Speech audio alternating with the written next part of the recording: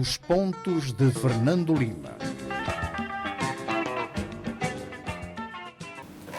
Cumprimentamos os nossos telespectadores, boa tarde, no Facebook. Estamos em direto no Facebook e diferido na Rádio Savana 102. Começamos desta forma o nosso Pontos de Fernando Lima, desta sexta-feira. É o programa número 200, que pode voltar a ouvir no sábado às 12 e domingo às 21 horas. Também pode ler no nosso diário Mediafax, também descarregar no YouTube. Nós, para mais um programa, é um programa 200, 2 centenas. 200, a brincar. Já vamos nessa bela numeração. Não sei se passa a propaganda. Obrigado aos nossos telespectadores, aos nossos ouvintes, aos nossos apoiantes, aos nossos anunciantes pelo apoio que nos têm dado ao longo de todos estes anos.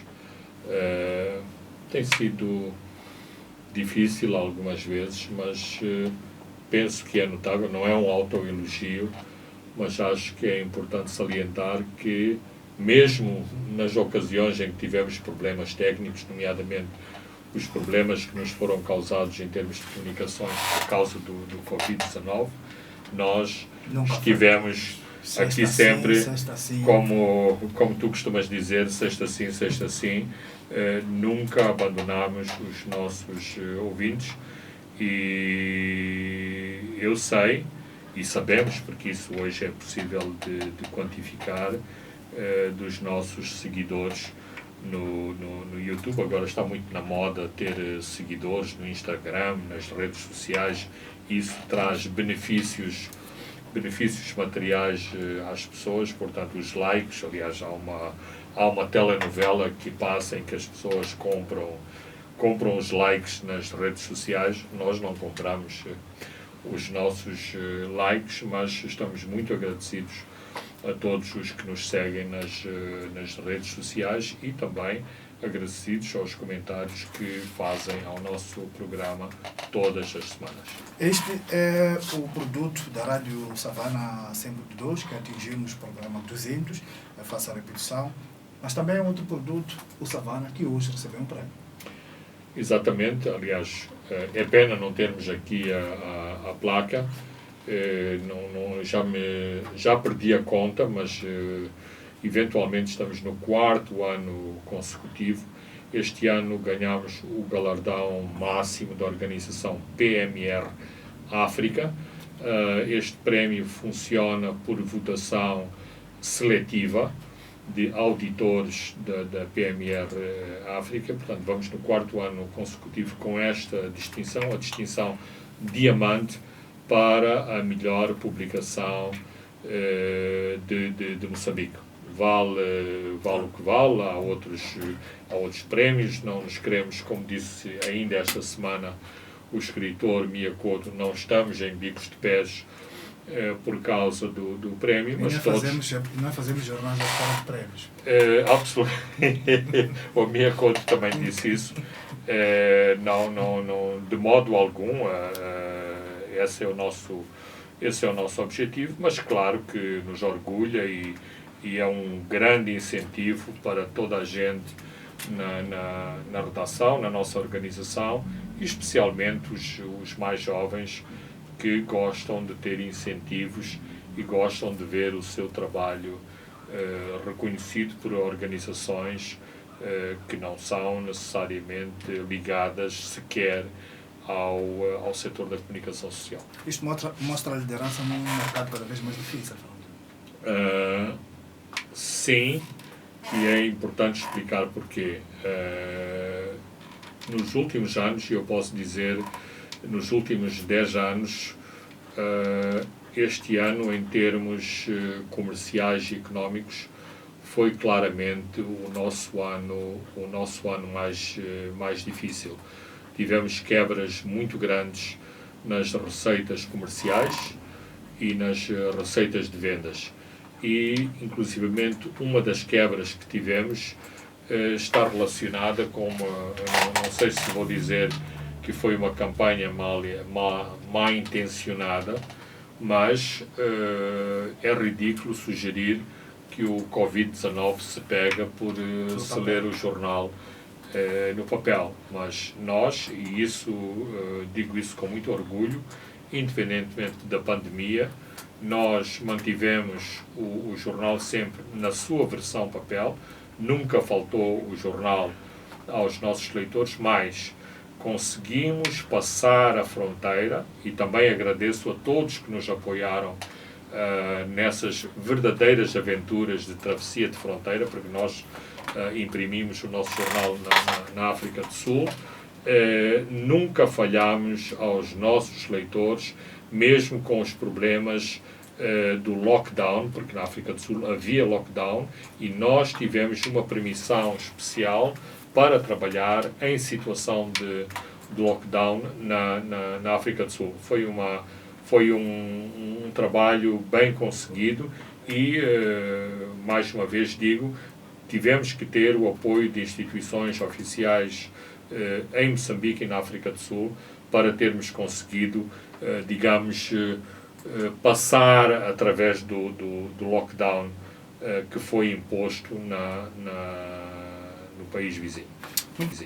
Muito bem, Fernando Lima e caros ouvintes e telespectadores, hoje é um programa em que vamos comentar toda a situação de Cabo Delgado. É um tema incontornável aqui neste programa. Vamos comentar sobre a Covid-19 e também alguns números do Orçamento do Estado e também do Plano Econômico e Social, que já foi aprovado em definitivo ontem no Parlamento moçambicano. Mas antes disso, Fernando Lima, vamos ao seu tema de semana, que é Cimeira Humanitária em Pemba. Desta vez nós alterámos os dados, ou seja, o tema da semana é um acontecimento que vai ter lugar na próxima semana, não que aconteceu esta semana, mas é suficientemente importante para que o noticiemos aqui, dada a gravidade do que se está a passar em Cabo Delgado. Como todos sabemos, os números dos deslocados de guerra foram atualizados recentemente, já não estamos a falar na casa dos 300 mil, passamos para mais de meio milhão.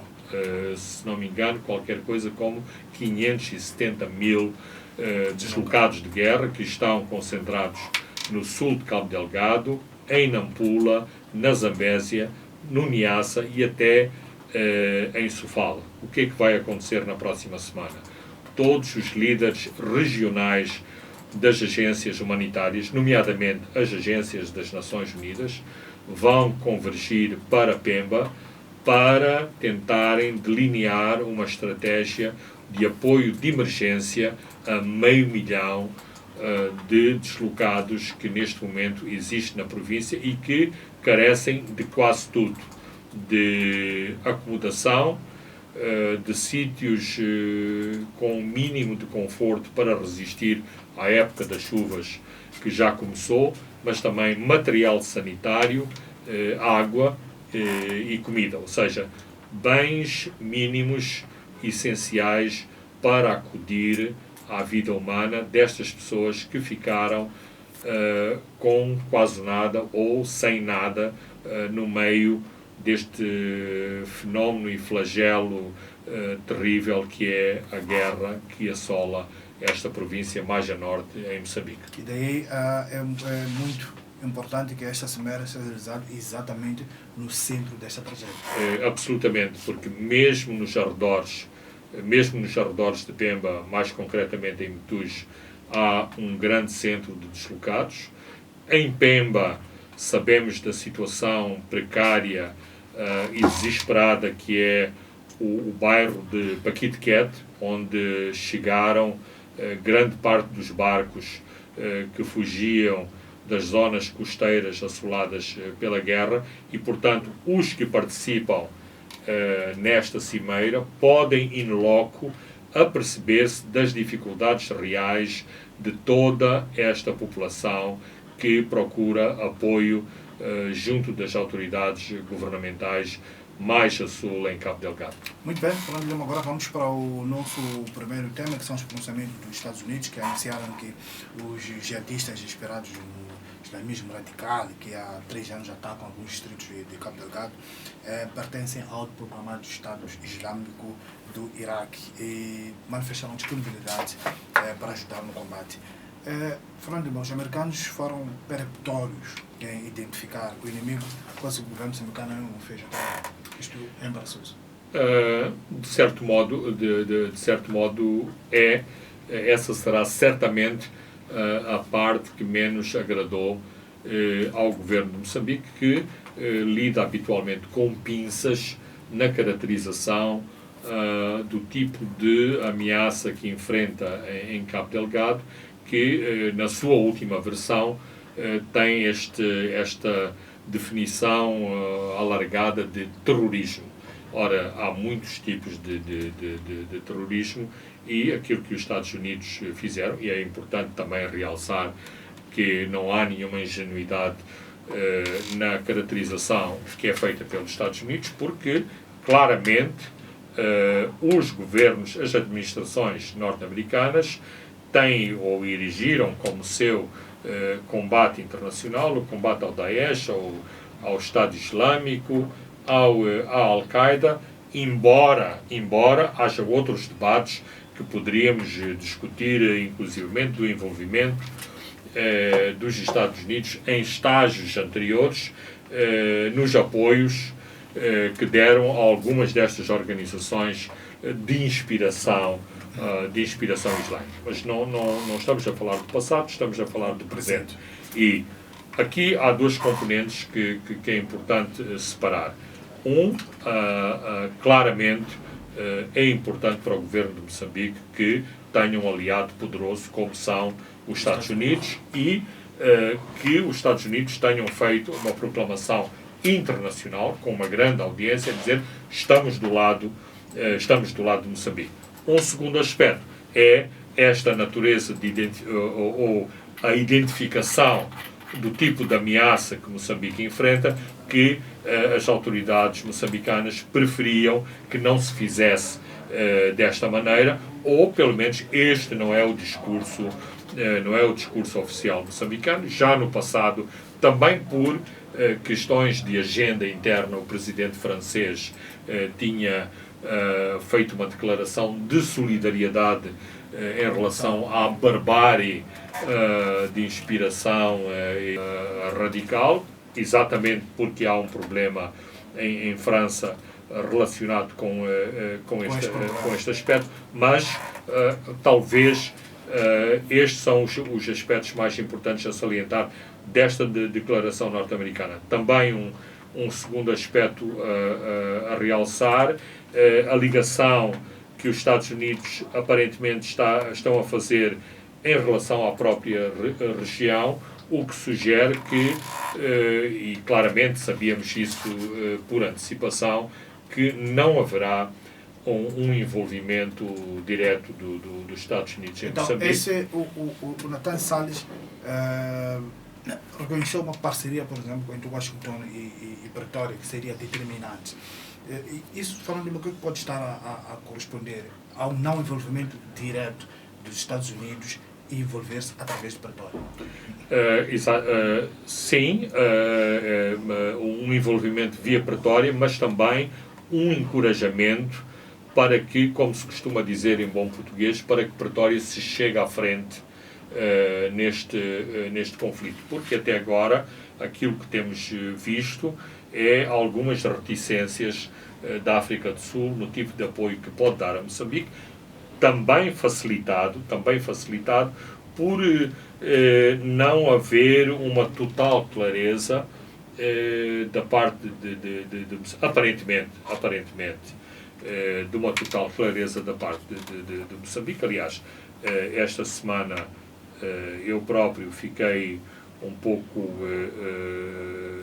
digamos, duvidoso sobre a natureza dos apoios que Moçambique quer ou pretende, com a declaração que foi feita, nomeadamente de que não foi solicitada nenhum apoio militar. Não sei o que é isto e, sobretudo, se ligar esta situação à própria visita do Ministro da Defesa de Portugal a Moçambique, dos encontros que o Ministro da Defesa de Portugal teve em Maputo, não só com o governo de Moçambique, mas com outros embaixadores que já tornaram público o seu apoio a Moçambique. Ora, se isto não é concertação para se atingir um estágio de apoio militar a Moçambique, não sei do que se trata. Aliás, no comunicado conjunto entre o ministro Gomes Cravinho e o nosso ministro da Defesa, está lá vincado a parte relativa ao nosso ministro da Defesa de reiterar este pedido de apoio, mas fazendo lembrar a carta que a ministra dos Negócios Estrangeiros vai enviar para a União Europeia. Isto tudo no quadro da União Europeia. Sabemos que agora Portugal vai liderar a União Europeia na presidência rotativa. Claro, não só Portugal vai liderar a presidência rotativa, como Portugal tem sido o país mais vocal no pedido de apoio, no pedido de apoios a Moçambique. Portugal tem sido como que o motor para sensibilizar a União Europeia para um apoio a Moçambique, não é apenas pelas relações históricas que Portugal tem com Moçambique, não é apenas pelo facto de os entendimentos políticos entre Moçambique e Portugal neste momento e nesta presidência são excelentes, mas porque Portugal tem, de facto, interesses específicos em ter, digamos, este papel saliente numa iniciativa para Cabo Delgado. Nós sabemos que não é possível confundir iniciativas oficiais com outro tipo de campanhas, nomeadamente de campanhas nos média, mas, sobretudo, nos meios mais conservadores, nos lobbies militares portugueses, e vamos utilizar esta palavra, dos nostálgicos da guerra colonial, há como esta aura de renascimento em relação à possibilidade de Portugal voltar a Moçambique na área militar, ou seja, há como que este sentimento, saímos quase expulsos de Moçambique do ponto de vista militar. Queremos voltar como salvadores. E agora estamos a voltar pela porta grande para salvar os moçambicanos da barbárie que está a acontecer em Moçambique. Claro que depois já há outros componentes. Portugal é um Estado islâmico, mas é um Estado eminentemente católico. Há um problema que não tem sido despoletado em Cabo Delgado, mas que está subadjacente sobre a questão dos ataques às missões católicas em Cabo Delgado. Portanto, Portugal tem muitos desse, mas este aspecto, este simbolismo do regresso de Portugal à África e a Moçambique em particular tem um simbolismo muito especial, porque é assim, Portugal já está em África, tem uma missão militar na República Centro-Africana, mas não há comparação em termos de simbolismo voltar a Moçambique ou voltar a Angola com uma comparação República Centro-Africana, São Tomé, Guiné-Bissau, Cabo Verde. Não. Angola e Moçambique são claramente, digamos, as referências para Portugal em termos de regresso à África. Em Angola não houve um regresso militar, mas aquilo que os angolanos costumam dizer, o regresso das caravelas por via do apoio económico e do envolvimento massivo de empresários e capitais angolanos, capitais portugueses no desenvolvimento de Angola. Aqui esse investimento tem sido muito mais modesto, mas seria algo extremamente importante se houvesse um envolvimento português de relevo em Cabo Delgado. É importante também que se diga que Portugal, e desde há muitos anos, já participa em programas militares e de segurança em Moçambique, nomeadamente de apoio à polícia e formação policial, e também de formação de pessoas na área do Exército, nomeadamente na preparação de quadros da Marinha de Guerra, das forças de fuzileiros. Também doou algumas lanchas rápidas à Marinha de Guerra de Moçambique. Dentro do apoio e do treino que tem feito a fuzileiros navais. Nathan Salles também argumenta que uma luta bem-sucedida deve ter os Estados Unidos como o principal parceiro. Mas alguns setores acham-se que é preciso olhar com cuidado a disposição norte-americana. Os americanos já tiveram intervenções controversas no Iraque e na Líbia. Absolutamente.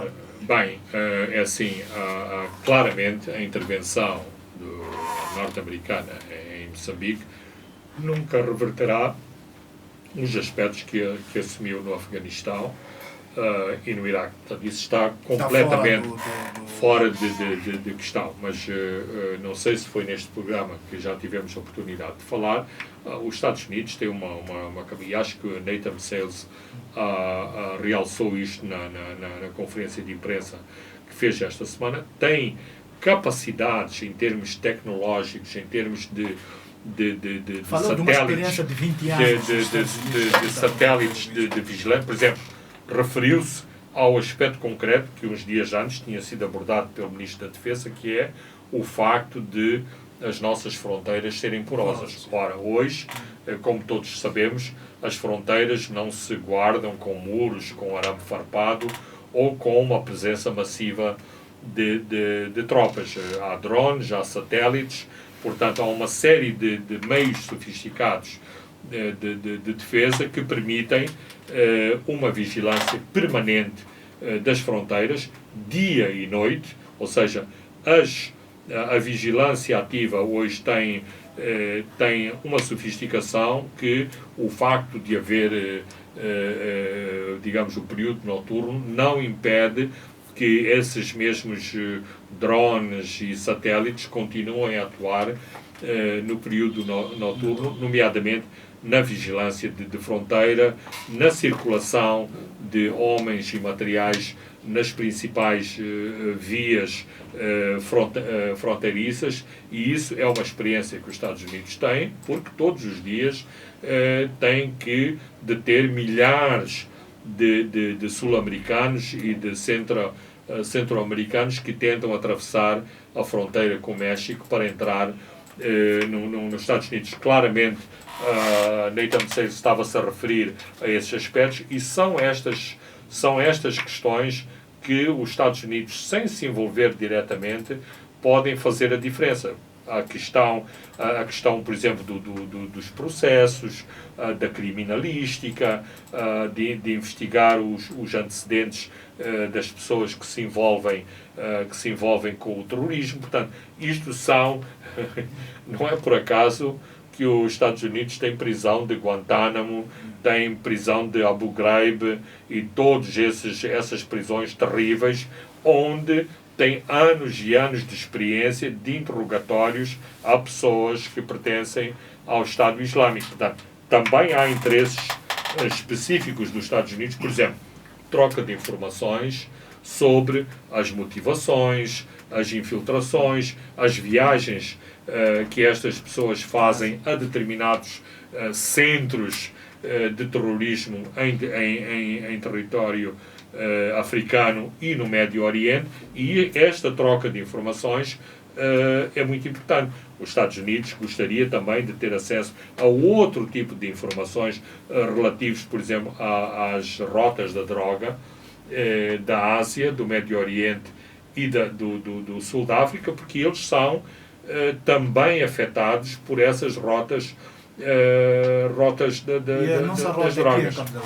Exatamente. E os Estados Unidos torcem o nariz em relação ao uso de mercenários, que Maputo continua a dar ênfase. Eles acham que esta não é a melhor resposta, porque os mercenários têm interesse de extrair recursos. Como é que olha para este posicionamento de Nathan Sales? Bem, acho que o governo de Moçambique tem que encaixar estas críticas, mas eu aí utilizaria à recomendação a semana anterior do Mirko Manzoni, o antigo embaixador da Suíça em Moçambique, que diz que Moçambique foi atirada mercenária porque os governos institucionais não se chegam à frente para prestar auxílio a Moçambique. E como uma revista de especialidade se referia, muitas vezes os mercenários também têm as suas vantagens porque não fazem determinadas perguntas, não expõem ou não ficam na posse de determinada informação que todos os governos gostam de se resguardar, sobretudo quando os governos e as suas forças armadas têm expostas muitas fragilidades. Portanto, há esta ilusão, porque eu diria que isto é uma ilusão. Porque que um segredo é mais ceiosamente guardado entre mercenários do que entre uma força regular da África do Sul ou do Zimbábue? Acho que não há diferença, mas na minha opinião penso que uma parte da inteligência militar recolhida em Cabo Delgado deriva muito da presença de forças externas no teatro de operações. Qualquer serviço secreto sabe como se fazem estas operações e como funciona esta troca de informações e, portanto, qualquer governo interessado e empenhado em encontrar soluções para Cabo Delgado, de certeza que neste momento tem relatórios muito detalhados sobre aspectos específicos do conflito em Cabo Delgado e também aspectos muito específicos sobre a eficácia e a prontidão combativa, por exemplo, das Forças de Defesa e Segurança de Moçambique. Ainda em Cabo Delgado, esta semana o projeto LNG foi afetado por um ataque. Foi a aldeia de Monte, mais ou menos cerca de 20 km da área de construção do mega projeto de gás natural liderado pela petrolífera francesa Total. Estão cada vez mais próximos. Estão cada vez mais próximos e a questão não é tanto da proximidade, é que este tipo de ataques faz acionar numa organização sofisticada como é a Total um determinado nível de alarme. Por exemplo, o ano passado, quando foi atingido um carro da Gabriel Couto, o projeto foi interrompido durante várias semanas porque o caso foi investigado, porque era importante determinar se o ataque era dirigido à Gabriel Couto enquanto subcontratada para neste caso era da Anadarko, para a construção ou foi um ataque fortuito porque havia uma coluna automóvel a passar na estrada onde havia um ataque a aldeias vizinhas, portanto estar no sítio errado, à hora errada, quando havia um outro ataque. Isto significou atrasos no projeto. Houve agora este ataque a 20 km de Palma. Mais uma vez, são acionados determinados procedimentos que estão protocolados em função do nível de ameaça que uma organização que tem um departamento específico para liderar aspectos securitários, tem que se fazer a investigação, tem que se determinar o nível de ameaça e só depois a que se retomam os trabalhos. Aliás, um acampamento muito próximo teve que ser evacuado logo quando houve sinais de ataque nessa aldeia. E não só, é importante também referir que na própria Vila de Palma não há trabalhadores da Total, mas há trabalhadores das empresas subcontratadas que trabalham em Palma. Portanto, o dispositivo de segurança foi acionado inclusivamente para os trabalhadores de subcontratadas que estão a viver em Palma e, portanto, enquanto não for baixado o nível de alerta em relação a este incidente, estas pessoas não podem ficar em Palma porque, a partir do momento em que houve o incidente, toda esta zona foi declarada em situação de alerta e é preciso, digamos, eliminar potenciais vulnerabilidades para que estes trabalhadores sejam alvo de outro tipo de ataques. Imaginemos, por exemplo, que um morteiro cai em Palma. Isto seria terrível para o projeto. E nós sabemos que um morteiro pode ser disparado de vários quilómetros de distância, mas o impacto em termos do alerta de segurança no projeto seria terrível. Portanto, no news ou não incidentes são sempre coisas boas para um projeto sofisticado como o projeto do LNG. Ali não se trabalha numa base de militância, de aventureirismo. Tudo tem os seus procedimentos e, num ataque desta natureza, os, digamos, avaliadores da situação de segurança têm que imediatamente determinar o nível de ameaça e determinar o tipo de respostas a essa ameaça específica de que o projeto foi alvo. É importante realçar que, por exemplo, neste momento, toda a segurança do projeto Total está confiada a um general reformado da antiga Legião Estrangeira. Portanto, os franceses levam tão a sério como os antigos gestores do projeto, Ana d'Arco, toda a questão da segurança. Os acordos e o memorando de entendimento de segurança com a Total foi renovado e alterado em julho, exatamente com reforço de medidas de segurança e de apoio às forças de segurança que trabalham para o projeto. Muito bem, falando de vamos a um brevíssimo intervalo e voltamos já. Caros ouvintes e telespectadores, estamos de volta à segunda e a última parte dos pontos de Fernando Lima. Fernando Lima, enquanto digeríamos ainda os pronunciamentos, debatíamos do Presidente da República em relação à imprensa e às redes sociais, isso no contexto da violência em Cabo Delgado, esta semana ouvimos o porta-voz do Conselho de Ministros sugerindo que a mídia devia ficar à espera dos anúncios do governo para saber o que é que se passa em Cabo Delgado. Isto é quase um apelo à autocensura, Fernando.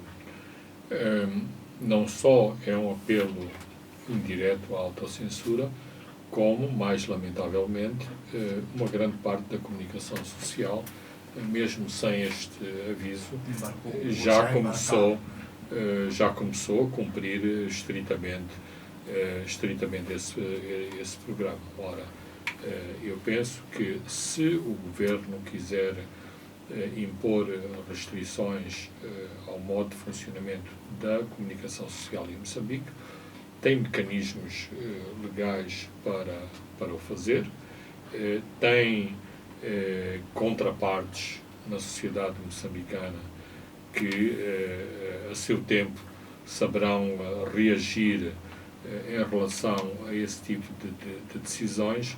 Portanto, para já, são recados e, claramente, porque não somos ingênuos, são uma pressão muito grande sobre a comunicação social e sobre a forma como a comunicação social se deve comportar. Vimos ontem, por exemplo, um canal privado anunciou a intervenção do Presidente em relação a um ataque que foi rechaçado em Afuns, mas sem nenhum momento antes ter noticiado o ataque à morte. Não, isso está neste quadro já. Não, isso é inclusivamente anedótico, porque, por exemplo, no espaço de 2 semanas, é a segunda vez que acontece um incidente desta natureza, ou seja, o comandante da polícia anunciou antes a retomada de Namakande, mas não se tinha anunciado a tomada de Namakande. Posteriormente, Namakande foi de novo reocupada e também não houve notícia desta reocupação. Ou seja, se temos que ser sérios no nosso trabalho, não podemos ter este tipo de atos em termos de comunicação. A comunicação, as notícias, a divulgação das notícias obedece a uma determinada cadeia de eventos que o repórter procura enquadrar, acompanhar, confirmar e de estar claramente, com a máxima seriedade, a natureza da informação, a qualidade das suas fontes, porque todos sabemos que os assuntos militares são questões sensíveis. Ninguém tem dúvida sobre isso. Agora, se as fontes são boas, se a natureza dos acontecimentos está confirmada, os jornalistas têm que cumprir as suas missões. Não é pela ocultação que estamos a servir os nossos leitores, ouvintes, telespectadores, a não ser que nos seja imposta a lei da rolha, em que, pura e simplesmente, por lei, sejamos obrigados a não divulgar. E mesmo essa situação, no século XXI, e com a diversidade de meios que estão ao dispor dos mídias, isto é impossível. É impossível de impor esse blackout noticioso. Afinal, o blackout noticioso seria para quem? Para 2 ou 3 órgãos de informação.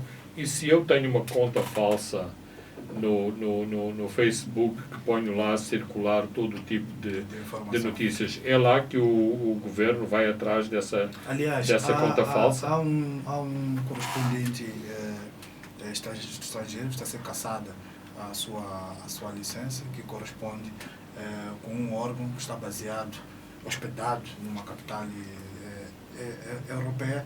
É disto, Fernando Lima. Isto já é um prenúncio dos ventos muito maus que vêm por aí. Não, são preocupantes as notícias que estão a circular em relação a esse correspondente. Eu espero que o governo saiba dar uma boa resposta a esta situação, mas as notícias atuais são preocupantes, ou seja, como diz o poema do Brecht, começaram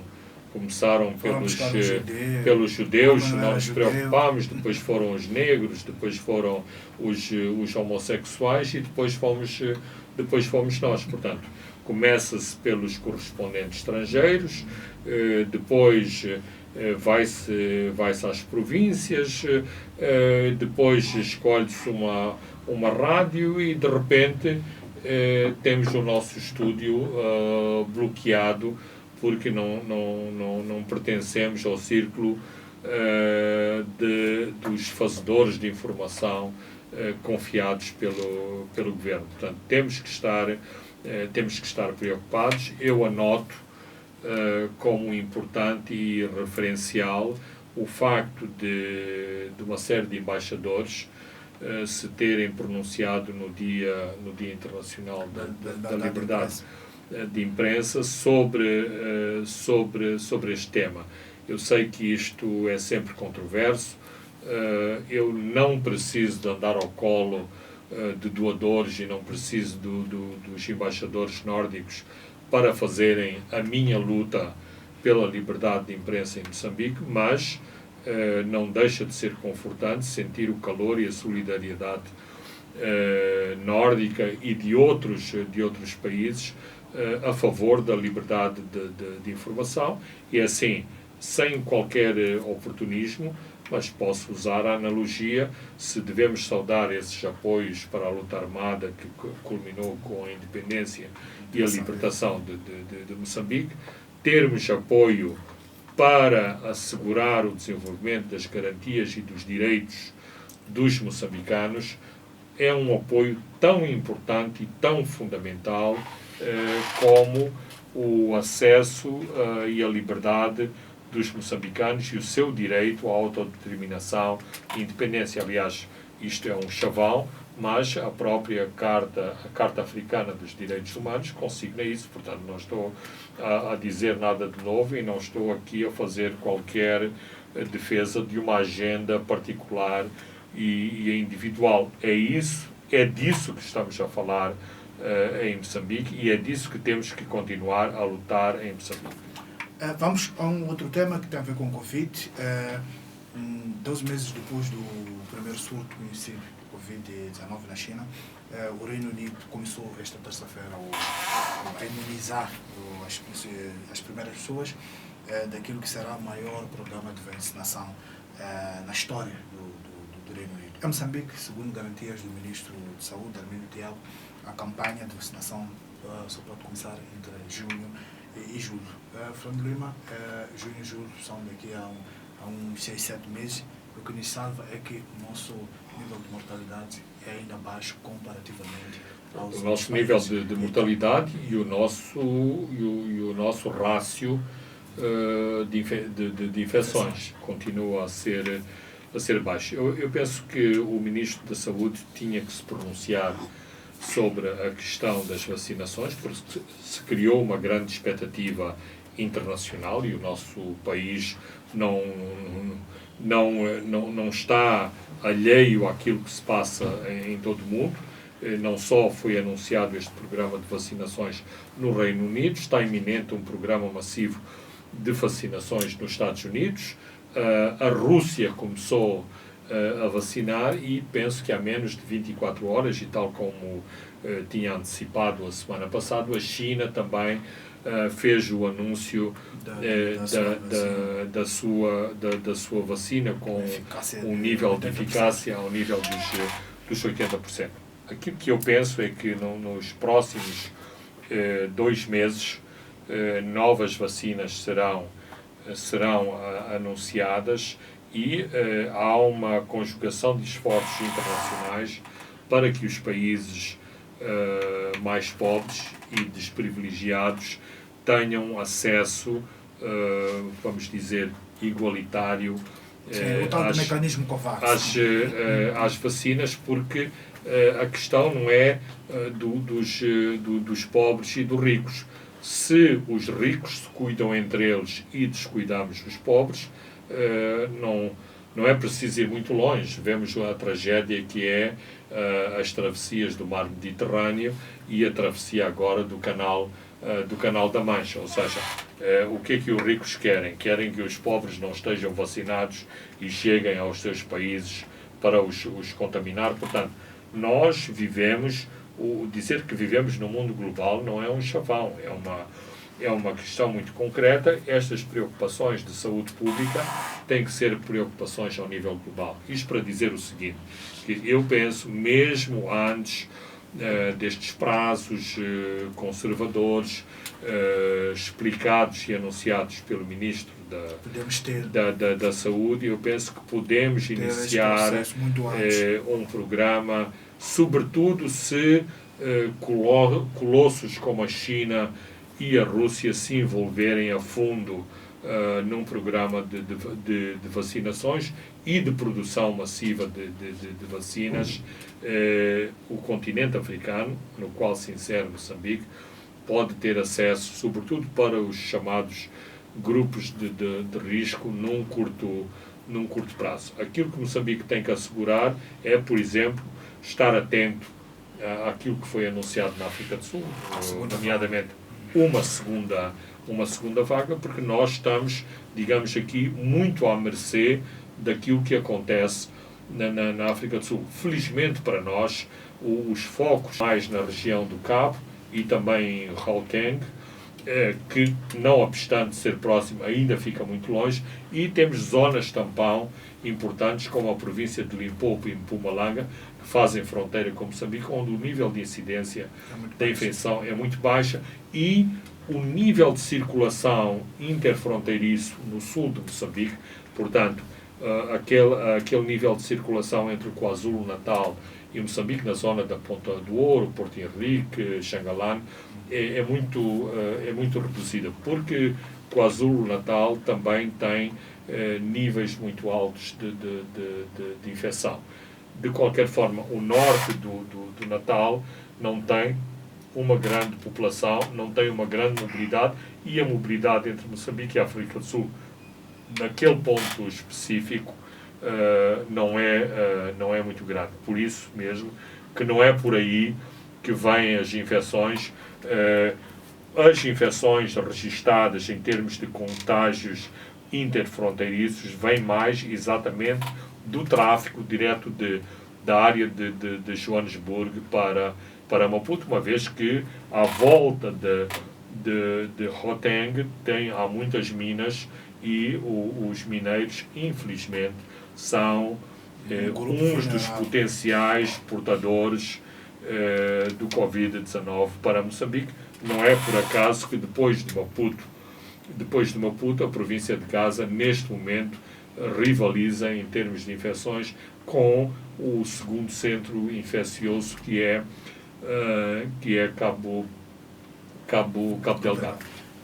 Vamos para um outro tema, que é o último para este programa, que é o orçamento do Estado e o Plano Econômico e Social, que já foram aprovados em definitivo.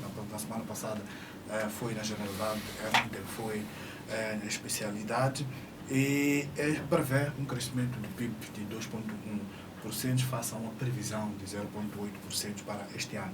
Há quem considere, Fernando Lima, que os pressupostos para este crescimento de 2021 não assentam em bases credíveis. Tivemos o Covid, que arrasou vários setores, sobretudo o turismo. E também a oposição argumenta que o desempenho da agricultura é uma incerteza, mas o governo olha para o sustenta como a estrela que vai fazer, que vai alavancar este crescimento do PIB. Bem, aí há um problema importante. Os nossos think tanks, ou seja, as nossas organizações de pesquisa, parece que interromperam todas as suas pesquisas para se focarem em Cabo Delgado. Ainda não percebi, posso adivinhar o que é que está por detrás deste fenómeno, mas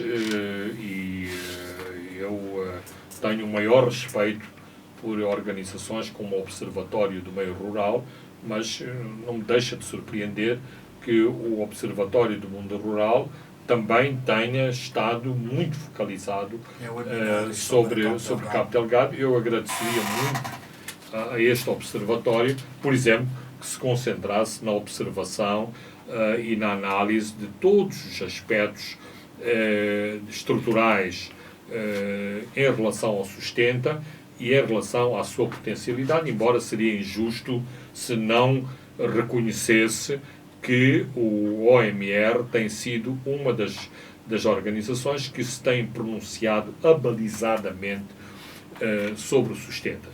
Por que que eu quero chegar aqui? Porque exatamente em todo o mundo a questão do orçamento é uma questão fundamental para todos os países, não só ao nível político, mas ao nível dos impactos do desenvolvimento e dos impactos fiscais que tem na vida das pessoas. Ora, não é por culpa da oposição, mas a nossa oposição não tem bases sólidas para fazer análises, com este nível e natureza de sofisticação. Então, estes organismos que têm muitos intelectuais, têm muitos especialistas intelectuais pagos principescamente para pensar Moçambique. Estes organismos, eu acho, deviam ter maiores preocupações em documentos fundamentais como o Orçamento de Estado e digamos, prestarem ao público uma informação valiosa sobre aspectos fundamentais do orçamento. Mais, Até podiam se antecipar ao debate na Assembleia da República. absolutamente. E não só aproveitar uma janela de oportunidade que tem sido, em muitos casos, oferecida pelo próprio Ministro das Finanças em relação, digamos, a um combate contra a opacidade tradicional do nosso Estado, e há ali uma janelinha de oportunidade do Ministro das Finanças que nem pode ser acusado de grande opacidade. Ou seja, e se for pressionado no bom sentido, mais números poderão vir do Ministério da Economia e Finanças, e isto o público pode beneficiar. Estes números, é bom que se diga, devem ser trabalhados por pessoas abalizadas, com competência, com qualidade, para explicar ao público, e em termos muito digamos, populares, numa linguagem popular e acessível, para as pessoas compreenderem não só o que é um orçamento, porque é importante as pessoas terem esta noção do orçamento, porque o orçamento, como lei, uma das leis fundamentais anuais do país, também é uma forma de, eu odeio esta palavra, mas não tenho outra palavra, de empoderamento, ou seja, de dar poder às pessoas de se aperceberem o que é que se passa neste país, o que é que está designado para a educação, para a saúde, para as forças armadas, para as obras públicas, mais. Porque depois há coisas que não é preciso ser um grande crânio para explicar isto, mas uma coisa, por exemplo, é o orçamento corrente para pagar aos funcionários. Outra coisa são os orçamentos de investimentos. E não podemos, muitas vezes há uma grande confusão. Há somas que se fazem oportunistas e que desvirtuam os números do próprio orçamento. Portanto, em resumo, eu penso que devia haver uma aliança construtiva entre os partidos da oposição, sobretudo aqueles que têm assento parlamentar, e estas organizações que têm matéria-prima para, com qualidade, trabalharem estes documentos tão fundamentais, para também que o debate no Parlamento fosse mais rico, porque uma das coisas que eu me sinto muito frustrado é a pobreza dos argumentos que são esgrimidos no Parlamento. Ora, se houver um debate de qualidade, se houver argumentação de qualidade no Parlamento, isto também atrai o público para acompanhar os debates. Ou seja, os debates no Parlamento não se podem cingir à lavagem de roupa suja, porque isso diminui digamos, a atração do público pelo Parlamento, a não ser aqueles que gostam de telenovela e que, portanto, encontram ali no Parlamento outra telenovela. Mas há este fosso, e há meios em Moçambique para que este fosso fosse mais pequeno. E, portanto, digamos que a oposição podia ter mais humildade em aproximar essas organizações, e essas organizações podiam ter mais sensibilidade da importância que têm em trabalhar com o Parlamento. No fim do dia, quem sai a ganhar é a opinião pública, o público em geral, que fica mais enriquecido com um debate informado sobre o orçamento, porque assim, o governo tem os seus próprios interesses em relação ao orçamento. É necessário fazer-se o contraditório em relação aos números que o governo apresenta. E isso acontece em todo o mundo. Falando dos números, Fernando Lima, há uma meta de criação de 252 mil empregos em 2021. O número atirado desta forma, sem desagradar, sem mostrar todo um contexto, sem justificar como é que se chega a estes 252 mil empregos, é muito difícil de convencer alguém que está a passar por situações de Covid, está a ver a economia arrastar-se, está a ver o crescimento a ser revisto. Como é que...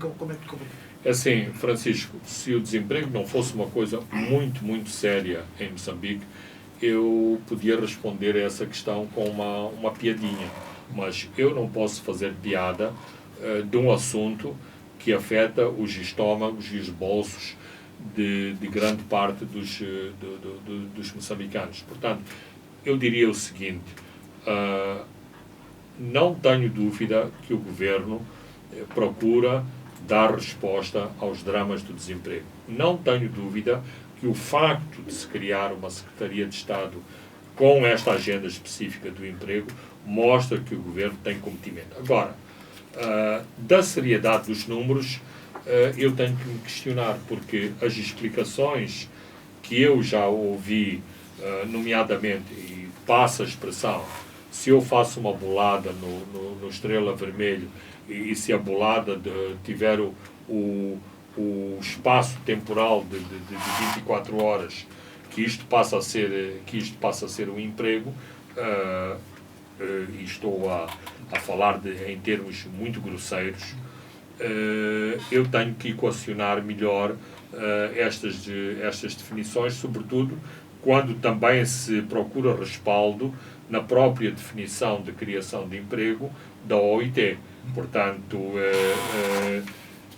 eu tenho dúvidas sobre os números, mas eu tenho que fazer o meu próprio trabalho de casa, porque não é sério uma pessoa pronunciar sobre coisas que desconhece e que requerem um estudo mais aprofundado. Muito bem, Fernando Lima, chegamos ao fim do programa número 200, onde olhamos para toda a situação de Cabo Delgado. É um tema recorrente, incontornável aqui neste programa. Comentamos sobre o Orçamento do Estado, do Plano Econômico e Social e falamos também da Covid-19. Eu sou o Francisco Carmona André dos Santos e Leque Vilanculo.